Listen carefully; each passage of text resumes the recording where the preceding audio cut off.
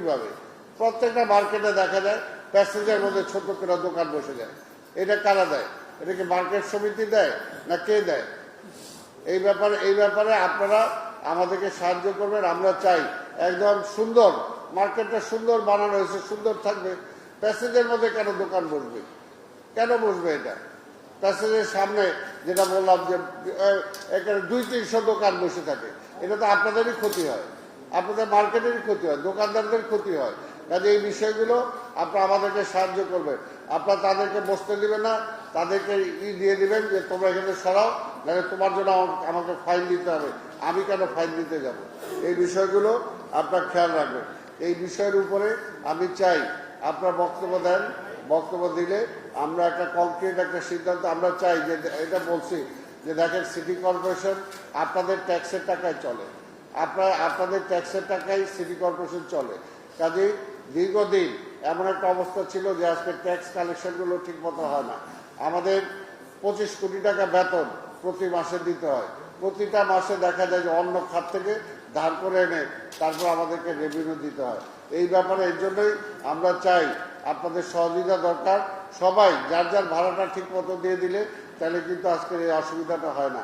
আমরা লোকজনদেরকে, বিভিন্ন মানুষকে আমরা তো সাহায্যও করতে পারি, সহযোগিতাও করতে পারি, সিটি কর্পোরেশনের মানটাও আমরা বাড়াতে পারি।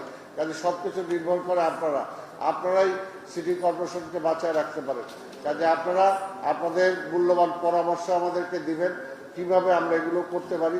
আপনাদের যদি কোনো সাজেশন থাকে সেটাও আপনারা দেন, আবার সেটা আলাপ করে। আমি বারবার বলছি যে এগুলো দীর্ঘ 15 বছর 20 বছর যাবৎ অবৈধ কিছু স্থাপনা আছে বা এগুলো আমি বলতেছি ওপেনলি আপনাদের সামনে বলতেছি, আল্লাহর রাস্তে এগুলো আমি থাকা অবস্থা আপনারা সমাধান করে দেন।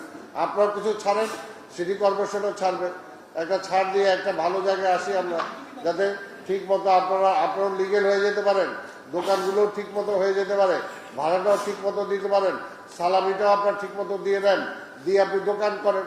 নাহলে আপনি যদি সালামি দিলেন না, সিটি কর্পোরেশন দোকানটা দিলেন না, আপনি অবৈধভাবে ব্যবসা করতেছেন, আরেকজনটা হয়তো কিছু টাকা দেন, ওই আরেকজনের দিয়ে আপনার লাভটা কি? আরেকজনের দিয়ে লাভটা কি? আপনি লিগেল হইতে দেন, সিটি কর্পোরেশনে দেন, নাহলে তো অবৈধ ব্যবসা হিসাবে আপনার এই দায়টা তো আপনার থেকে যাবে আপনার উপরে।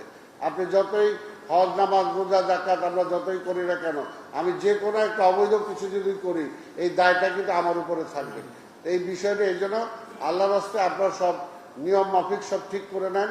সেটা কিভাবে করতে হবে আমাদের সাথে বসেন, আমাদের চিফ রেভিনিউ অফিসার আছে, আমাদের টিওরা আছে, তাদের সাথে বসে এগুলোকে সলভ করেন প্রতিটা মার্কেট ওয়াইজ ধরে।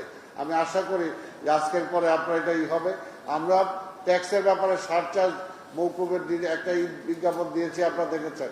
আপনারা বাড়িওয়ালাও আছেন, বাড়িওয়ালাও যারা আপনার ট্যাক্স দেন না এই পর্যন্ত, আপনারা যদি এই সময়ের মধ্যে ট্যাক্স দিয়ে দেন তাহলে আমরা একটা ছাড় দিয়েছি, আপনাদেরকে।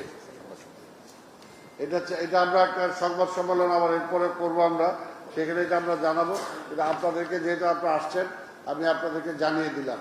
তা আপনারা এই বিষয়ের উপরে যারা বলবেন 1 থেকে 2 মিনিট বলেন, আর একই কথা 2 জন বলেন না। একজন যদি বলেন দ্বিতীয় জন আর সেই কথাটা বলেন না, আপনারা বলেন।